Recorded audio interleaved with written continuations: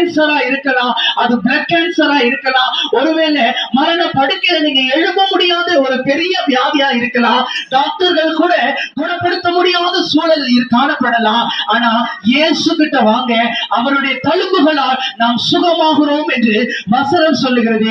இயேசுவின் தழும்புகளால் நாம் நிச்சயமாய் சுகத்தை பெற்றுக் கொள்வோம். பாருங்க, எந்த டாக்டர்கள் என்னை கைவிட்டாங்களோ அதெல்லாம் விட இயேசு எனக்கு பரிபூர்ண சுகத்தை கொடுத்தார். இன்னைக்கு நான் ஜீவனோடு உங்க முன்னாடி நான் நின்று கொண்டிருக்கிறேன். டாக்டர்கள் உயிர் பிழைக்க முடியாதுன்னு சொன்னாங்க, ஆனா என் கர்த்தர் ஜீவனை கொடுத்து உங்க முன்னாடி நிக்க வைத்திருக்கிறார். அதுதான் இயேசு. அவர் உங்க வாழ்க்கையில நம்புங்க, அற்புதங்களை செய்வார். எந்தெந்த பாவங்கள்ல விடுதலை பெற முடியாம இருக்கிறீங்களா, இன்னைக்கே மீட்பின் நாள், இன்னைக்கே ரட்சிப்பின் நாள்.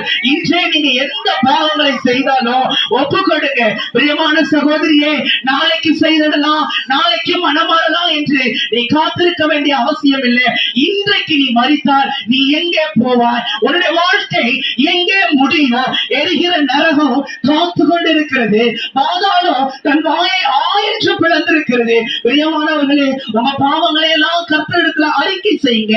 எல்லா அக்கிரமத்திலிருந்து கர்த்தர் விடுதலை கொடுப்பார். வியாதியா, பாவத்திலிருந்து விடுதலை பெற முடியவில்லையா, கர்த்தர் நிச்சயமாய் விடுதலை கொடுப்பார். பாருங்க, என்னுடைய வாழ்க்கையில எல்லாவித கட்டுகளில் இருந்தோ பாவங்களில் இருந்தோ இயேசு என்னை விடுவித்து என்னை சுகப்படுத்தினார். அதே போல உங்க வாழ்க்கையிலையும் அற்புதம் செய்வார். வேலை இல்லையா, திருமணம் ஆகவில்லையா, கர்ப்பக்கனி இல்லையா, ஒருவேளை குடும்பத்துல சமாதானம் இல்லையா, சந்தோஷம் இல்லையா, இதோ கர்த்தர் உங்களை இருக்கிறவர்களை நீட்டி உங்களை அழைக்கிறார். இப்பொழுதே இயேசுவின் அண்டை வாருங்கள், அது சிலுவையின் அண்டை வாருங்கள்.